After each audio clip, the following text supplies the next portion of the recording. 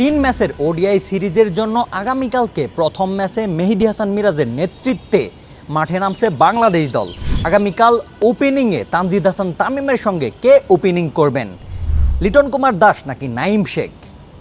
Last 5 ম্যাচে লিটন কুমার দাসের মাত্র 6 রান, সেই জায়গা থেকে লিটন কুমার দাসকে বাংলাদেশের টিম ম্যানেজমেন্ট কি খেলাবে, একাদশে কি রাখবে, বা রাখাটা কতটুকু যৌক্তিক হবে? নাইম শেখের কথা যদি বলি, তিনি ঘরোয়া লিগ থেকে শুরু করে বিপিএল সব জায়গাতেই কিন্তু তার পারফরমেন্স দেখার মতো ছিল। সেই জায়গা থেকে কিন্তু লিটন নাইম শেখের মধ্যে একটা কন্ট্রাডিকশন হবে। কে খেলবে আগামীকালকের একাদশে, সেটা নিয়ে কিন্তু টিম ম্যানেজমেন্টেরও মাথা ঘাটাতে হবে। সেই জায়গা থেকে আপনারা জানিয়ে দেন কমেন্ট বক্সে, আগামীকালকে তানজিদ হাসান তামিমের সঙ্গে কে ওপেনিং করলে সবচেয়ে ভালো জুটি গড়তে পারবে এবং শ্রীলঙ্কার বিপক্ষে প্রতিরোধ গড়ে তুলতে পারবে, নাইম শেখ নাকি লিটন কুমার দাস?